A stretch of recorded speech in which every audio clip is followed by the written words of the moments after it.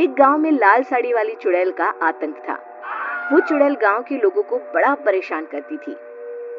एक रात रमेश अपनी साइकिल पर सवार होकर कहीं जा रहा था कि तभी अचानक बड़ी देर के बाद कोई शिकार हाथ आया है, अब तो बच के कहाँ जाएगा। हे भगवान, मर गया रे। ये चुड़ैल कहाँ से आ धमकी, अब तो मेरी खैर नहीं। फिर रमेश तेजी से साइकिल चलाने लगता है। अरे भागो रे। चुड़ैल उड़ते हुए रमेश का पीछा करने लगती है और रमेश को उसकी साइकिल समेत ले जाकर एक गड्ढे में गिरा देती है।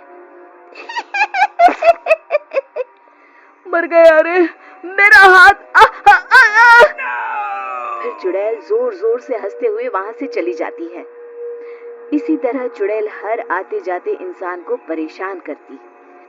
धीरे धीरे उस गांव में चुड़ैल का खौफ इतना बढ़ जाता है कि रात होते ही गांव के सभी लोग चुड़ैल के डर से अपने घरों से बाहर निकलना बंद कर देते हैं। अरे भाग्यवान, तुमसे कितनी बार कहा है कि रात में घर की सभी खिड़कियां बंद करके रखा करो। उस चुड़ैल का कोई भरोसा नहीं है। ऐसा कब तक चलेगा जी? सच में उस चुड़ैल के डर के मारे तो हम गांव वालों का जीना मुश्किल हो गया है। फिर एक दिन, अरे भोला भाई, ये तुम्हें क्या हो गया? इस तरह लंगड़ा कर क्यों चल रहे हो? अरे क्या बताऊं गिरधारी, ये सब उस लाल साड़ी वाली चुड़ैल की कारस्तानी है। उसने मेरी टांग तोड़ दी। भाई भोला, ये तो हद हो गई। हमें उस चुड़ैल का अब तो कुछ ना कुछ करना ही होगा। तुम ठीक कहते हो गिरधारी, लेकिन हम उस चुड़ैल का आखिर क्या बिगाड़ सकते हैं? वो तो कितनी ताकतवर है। पास के गांव में एक पुजारी जी रहते हैं, बहुत ही बुद्धिमान है। उनके पास जरूर कोई ना कोई उपाय होगा। फिर अगले दिन गिरधारी और भोला कुछ गांव वालों के साथ मिलकर पुजारी जी के पास जाते हैं। पुजारी जी उन सबको देखकर कहते हैं, क्या बात है, आप सब लोग एक साथ यहाँ क्यों आए हैं? कोई परेशानी है क्या?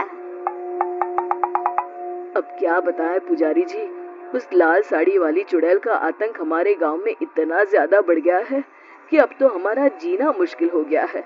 शाम होते ही उस चुड़ैल के डर से हम लोग किसी कैदी की तरह अपने घरों में ही कैद होकर रहते हैं। हाँ, उस चुड़ैल के डर के मारे तो हम लोग अपने खेतों में भी नहीं जा पाते। अगर इसी तरह हम लोग घर में बैठे रहे तो एक दिन हम सबकी भूखे मरने की नौबत आ जाएगी। गांव वालों की बातें सुनकर पुजारी जी बहुत चिंतित हो जाते हैं। गांव वालों से कहते हैं, पास के जंगल में एक तांत्रिक रहता है। वो चुड़ैल उस तांत्रिक की गुलाम है। तांत्रिक उस चुड़ैल के जरिए अपने काले कारनामों को अंजाम देता है। तुम सब मेरे साथ चलो। फिर सभी गांव वाले अपने अपने हाथों में जलती हुई मशाल लेकर पुजारी जी के पीछे पीछे जंगल की तरफ चल देते हैं। काफी देर चलने के बाद वो लोग एक गुफा में पहुंचते हैं। उस गुफा के अंदर बैठा एक तांत्रिक मंत्र पढ़ रहा होता है। फट फट फट फटा, शैतान प्रकट हो। तभी अचानक गुफा के अंदर लोगों का शोर सुनकर तांत्रिक अपनी आंखें खोलता है। लोगों के हाथों में जलती हुई मसाले देखकर तांत्रिक घबरा जाता है। तभी पुजारी जी कहते हैं, आज से तेरा खेल खत्म हुआ धर्मी तांत्रिक। तूने अपनी काली विद्या का इस्तेमाल करके उस चुड़ैल के जरिए गांव के भोले भाले लोगों को बहुत परेशान किया है। ये तो अभी शुरुआत है, खेल तो अभी शुरू हुआ है। तू उस चुड़ैल को अभी के अभी खत्म कर दे, वरना हम सब तुझे खत्म कर देंगे। अच्छा, ये बात है तो ठीक है। तुम्हें सामने वो मटका दिखाई दे रहा है, उसी मटके में उस चुड़ैल की जान बसी है। जाओ, उसे तोड़ दो।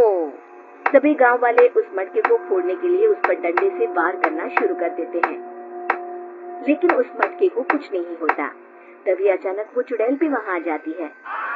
अरे मूर्ख तांत्रिक, तूने इन लोगों को मटके का राज क्यों बता दिया? तांत्रिक हंसते हुए कहता है, तू चिंता मत कर, इस मटके पर मैंने ऐसा मंत्र पढ़ा है कि ये लोग इसे कभी नहीं तोड़ सकते। गांव वाले बहुत कोशिश करते हैं लेकिन उस मटके को तोड़ नहीं पाते। तभी गिरधारी पुजारी जी से कहता है, अरे पुजारी जी, ये मटका तो टूट ही नहीं रहा है। अब आप ही हम सबको बचा सकते हैं। जल्दी कुछ करे वरना ये चुड़ैल हमको नहीं छोड़ेगी। पुजारी जी थोड़ी देर कुछ सोचते हैं, कहते हैं, जिस तरह लोहा लोहे को काटता है, ठीक उसी तरह मंत्र के असर को खत्म करने के लिए मंत्र का इस्तेमाल करना पड़ेगा।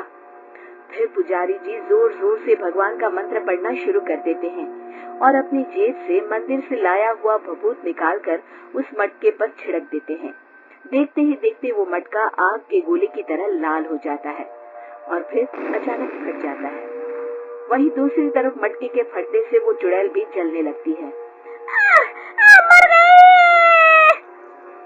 फिर तांत्रिक अपनी जान बचाने के लिए सभी गांव वालों से माफी मांगकर हमेशा के लिए वो गांव छोड़कर वहां से भाग जाता है। शिक्षा, बुराई कितनी ही ताकतवर क्यों ना हो, एक दिन अच्छाई के सामने घुटने टेक देती है। तो हमें उम्मीद है कि आपको हमारी ये कहानी पसंद आई होगी। कृपया हमारे चैनल को सब्सक्राइब करें और सभी अपडेट्स के लिए बेल आइकन जरूर दबाएं। और हाँ, वीडियो लाइक और शेयर करना मत भूलिएगा। Bye bye.